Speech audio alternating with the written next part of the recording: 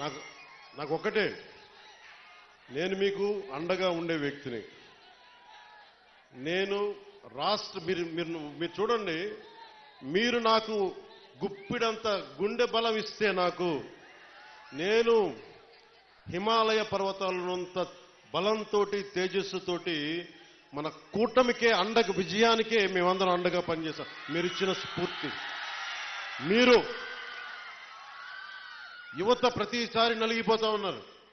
మన వెళ్తా అన్నా మాకు ఉద్యోగాలు లేవు, ఐటీ పరిశ్రమలు తీసుకురా అన్నా, మాకు పరిశ్రమలు తీసుకురా. ఇందాకెళ్తే దారి పొడవునా మాకు నీళ్లు రావట్లేదు.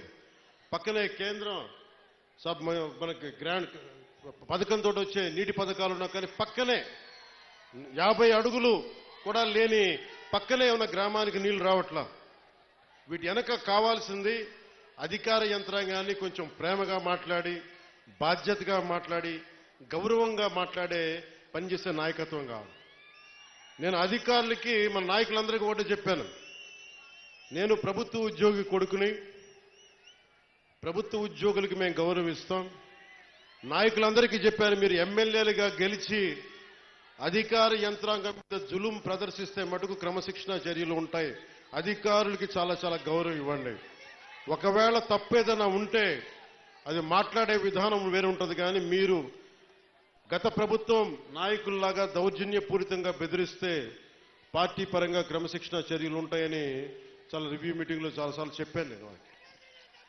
ఎందుకంటే నోరు మంచిదైతే ఊరు మంచిది అవుద్దంటారు. నేను ఒక అధికారి దగ్గరికి వెళ్ళి మీకు నీటికి రావాలి అంటే చొక్కా పట్టుకునో బూతులు తిడితే ఎవరు మాట్లాడతారు? మాట్లాడాలి. వాళ్ళ కష్టం కూడా అర్థం చేసుకోవాలి, వారి కష్టాలను కూడా అర్థం చేసుకునే మాట్లాడాను.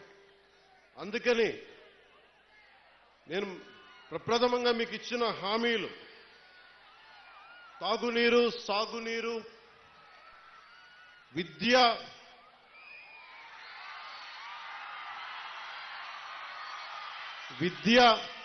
వైద్యం, ఉపాధి అవకాశాలు.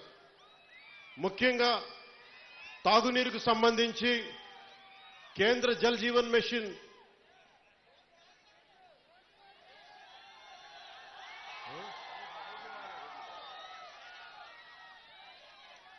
నేను పదవి తీసుకొని 4 రోజులు కూడా కాల. రోడ్లు కదా అన్ని చేద్దాం, ఏది నా దృష్టిలో లేకుండా లేదు. ఒక ఆడబిడ్డ, ఒక తల్లి వచ్చి, అన్న నా బిడ్డ 9 నెలల నుంచి కనిపించట్లేదు, నా బిడ్డ 9 నెలల నుంచి కనిపించట్లేదు, 2 రోజులు దాటితేనే ఇంక దొరకదని చెప్తారు, మర్చిపోండి మీ బిడ్డనని చెప్తారు ఉన్నత పోలీసు అధికారులు. అలాంటిది 9 నెలలు అయిపోతే దొరుకుద్దా లేదా అనేది నా గుండె ఇలా కొట్టుకుంది. ఆ తల్లి ఏడుపు గుండె వేదన పెట్టేసింది.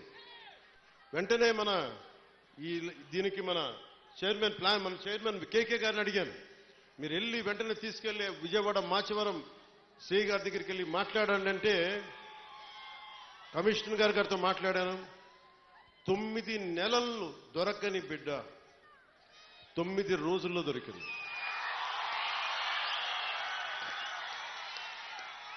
నేను ఈ 9 రోజులు నవరాత్రులాగా అయిపోయినాయి నాకు. ఆ బిడ్డ దొరుకుద్దా లేదా, తల్లిని ఒకటే వేడుకున్నా. తల్లి ఒక ఇంట్లో పెంచిన ఆడబిడ్డ ఎటు వెళ్ళిపోయిందో తెలియదు, ఆ బిడ్డ దొరికే వరకు చూడు తల్లి అని చెప్పి ప్రతిరోజు రాత్రి ప్రార్థించాడు. నా ప్రార్థనలు ఆంధ్రప్రదేశ్ పోలీస్ శాఖ సమర్థత, ధైర్య సాహసాలు, వారి అపార నైపుణ్యం కేరళలో చూశారు, బెంగళూరులో చూశారు. ఎక్కడ భీమవరం, ఎక్కడ విజయవాడ, ఎక్కడ జమ్మూ అండ్ కాశ్మీర్. ఆ బిడ్డ జమ్మూ అండ్ కాశ్మీర్లో దొరికింది. జమ్మూ అండ్ కాశ్మీర్ పోలీసు వెళ్ళి తీసుకొచ్చారు. ఇదే 30,000 మంది ఆడబిడ్డలు అదృశ్యం అయిపోతే ఒక్కరు మాట్లాడలే గత ప్రభుత్వం.